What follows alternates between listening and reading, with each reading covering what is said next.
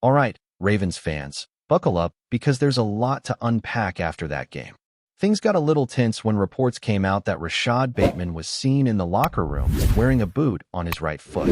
That's never a good sign, right? But Bateman himself later clarified it, saying it's a high ankle sprain.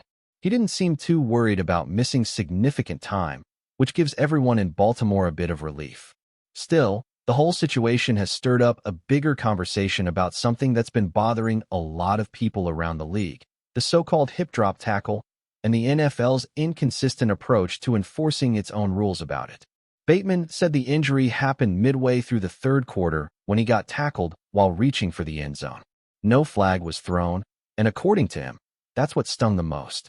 He felt it was clearly a penalty, one of those dangerous tackles the NFL keeps saying they want to get out of the game. And honestly, if you go back and watch that play, you can see exactly what he's talking about. Lamar Jackson hit Bateman with a 10-yard completion, and right after the catch, the defender, who looked like Isaiah Rodgers from the Vikings, came in and executed what looked like a textbook hip drop tackle. The guy literally left his feet, grabbed Bateman from behind, and dragged all his weight right onto his ankle. That's the exact type of play the league has been claiming to crack down on because it's proven to cause serious injuries. And yet, nothing was called.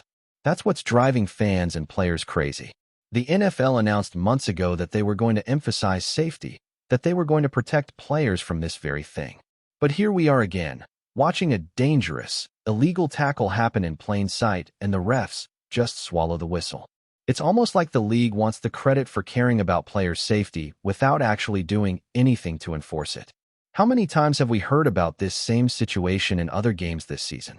There was one in the Chargers game not too long ago. Same kind of play, same outcome, no flag. It's like they made this rule to look good on paper, but didn't bother training officials to actually spot it in real time. When you slow it down, the mechanics of that kind of tackle are pretty clear. The defender's trailing behind the receiver, doesn't have a good angle, so instead of wrapping up or making a clean stop, he drops his hips, grabs the player from behind, and throws himself onto the ground. All that weight slamming onto the offensive player's legs. It's one of the most dangerous ways to bring someone down, especially for wide receivers who rely on explosion, agility, and balance. For Bateman, that's his game. His quick cuts and sudden acceleration are what make him dangerous. A high ankle sprain is no small thing for a player like him. Even a mild one can limit mobility, slow down those cuts, and mess with timing. What's even more frustrating is that Bateman actually came back into the game later. He caught a 2-point conversion in the fourth quarter, which tells you the guy is tough as nails. But it also raises the question, how bad is this injury really? Because sometimes adrenaline masks pain, and high ankle sprains can get worse once the swelling sets in. It could be anywhere from a couple of weeks to 2 or 3 months, depending on the grade. If it's mild, maybe he's back by Thanksgiving against the Bengals. If it's worse, we could be looking at early December or even later. The team's doctors will figure that out. But knowing John Harbaugh, we probably won't get a super clear answer right away. He tends to keep those details pretty close to the vest. Still, it's infuriating that we're even having this conversation. The league has the data. They've seen how many players have been hurt by this exact tackling technique. And yet, it's almost never called. The NFL keeps saying it wants to make the game safer. But where's the consistency? If you're going to create a rule to eliminate dangerous plays, you've got to back it up with enforcement. Otherwise, what's the point? You're basically telling players, don't do this, but then not penalizing anyone who actually does it. So the defenders have no real incentive to change their habits. That's why you keep seeing these injuries. And it's not just Bateman. We've seen quarterbacks, running backs, and receivers go down from the same kind of tackle. These are plays that can end careers, or at the very least derail entire seasons. And yet, when it happens, the refs just move on like it's business as usual.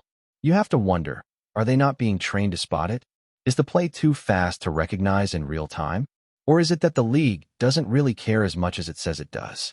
Because if they truly cared, they'd be reviewing these hits more closely, calling penalties, and protecting players the way they promised. Now, with Bateman sidelined, the Ravens have to adjust once again. It feels like every year this team gets hit with some kind of injury bug right when things start clicking. They've been on a bit of a roll lately, and losing a receiver like Bateman could really test the depth of this offense. But at least there's some good news. Since Bateman was able to return to the field after the injury, there's a decent chance it's not the worst-case scenario. Maybe it's a grade 1 sprain, something manageable with rest and treatment. If that's the case, maybe he misses the Browns and Jets games, then makes it back for that Thanksgiving matchup with Cincinnati. That's the optimistic timeline, anyway. The more realistic approach might be to let him rest through the mini-bye after that short week, then target early December for a full return. That would give him time to heal properly and avoid rushing things, because the last thing the Ravens need is for him to re-aggravate it and end up out even longer. You just hope that the team takes the cautious route. He's too important to risk bringing him back too soon. And really, this whole thing should be a wake-up call for the NFL. You can't preach player safety on one hand and then ignore clear violations of your own safety rules on the other. It makes the league look hypocritical. Players deserve better than that.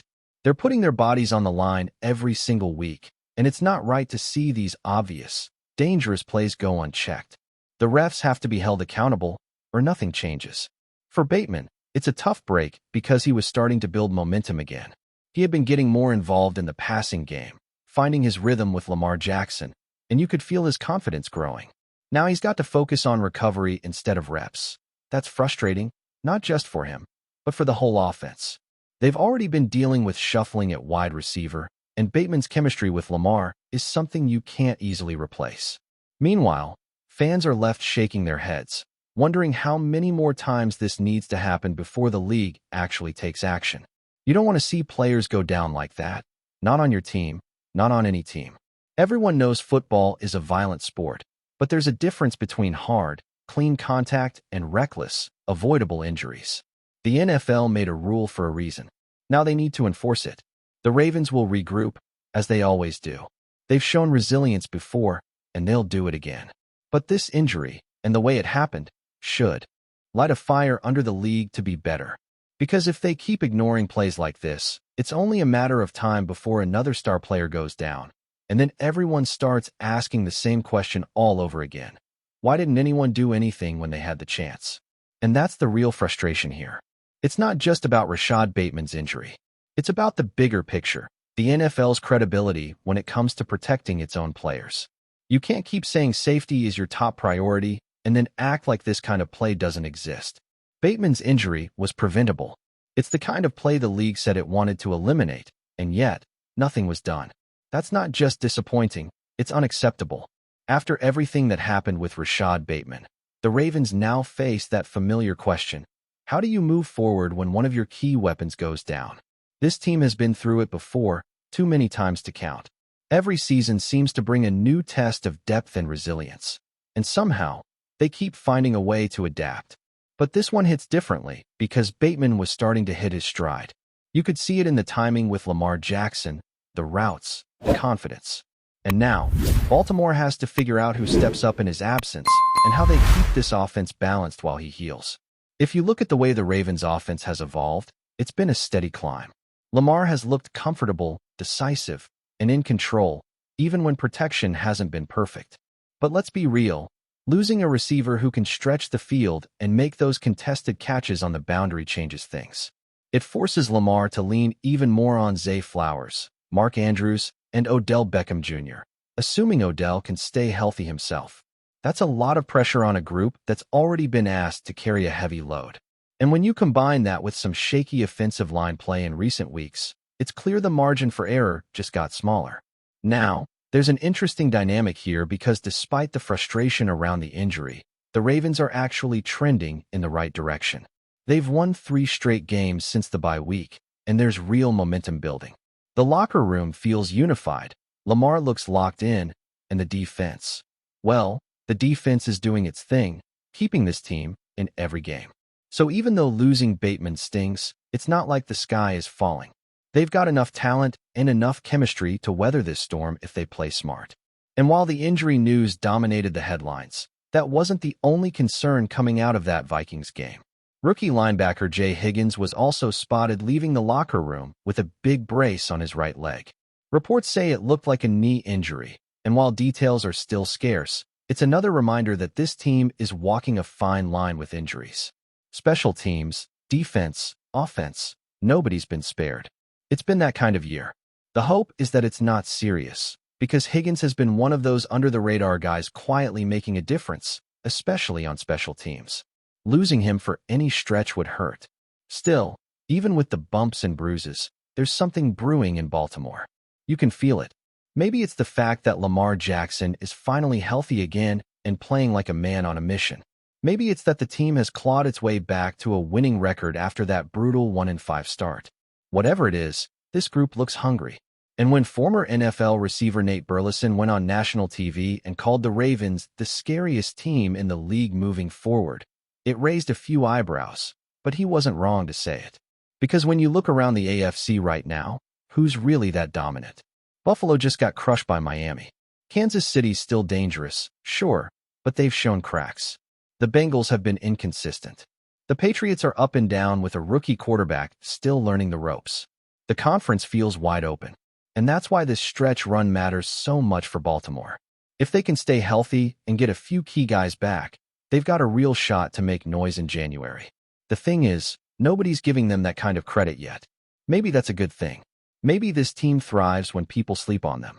They've got 5 divisional games left, including 2 against Pittsburgh, and those matchups are going to define their season.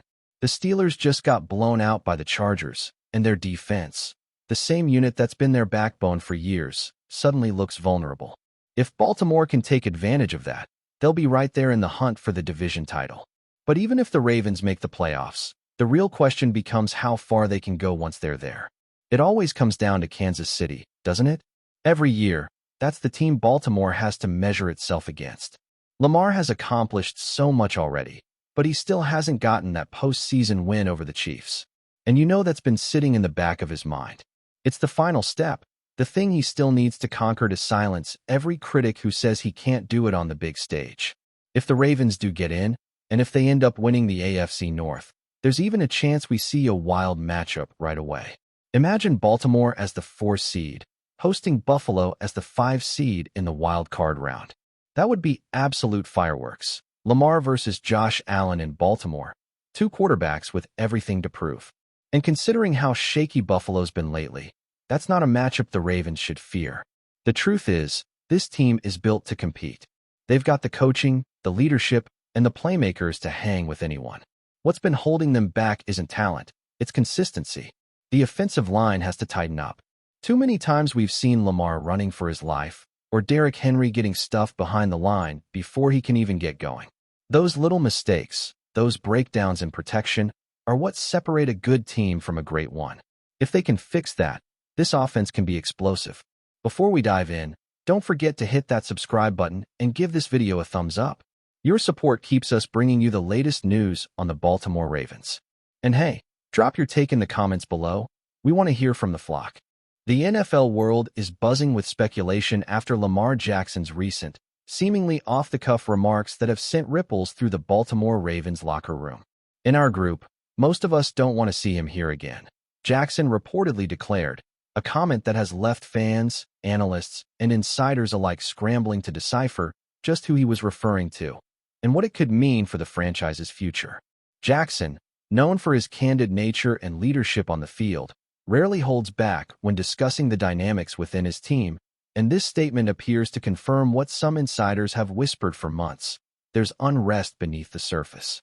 Sources close to the team suggest that tension has been simmering for a while, fueled by disagreements over strategy, locker room culture, and past incidents that have left lingering resentment. While Jackson didn't explicitly name the player, the timing of his remark has reignited speculation about a roster shakeup that could be looming. Industry insiders are already debating who fits the profile. A veteran whose tenure has been marked by flashes of brilliance but also clashes with teammates, or perhaps a high-profile acquisition that never quite integrated into the Ravens system. Either way, the statement alone is enough to fuel talk of trades, roster changes, and even coaching adjustments. Social media has erupted in response, with fans dissecting every syllable, trying to guess who Jackson might be hinting at. Podcasts and sports shows are abuzz with conjecture, each theory more sensational than the last. Some insiders caution that such comments could be strategic, an intentional leak to test the waters, gauge public reaction, or perhaps even send a subtle message to management. Others believe it reflects genuine frustration, hinting at deeper divisions within one of the NFL's most scrutinized locker rooms. What's clear is that LAMAR's words have cast a shadow of uncertainty over the Ravens' offseason plans.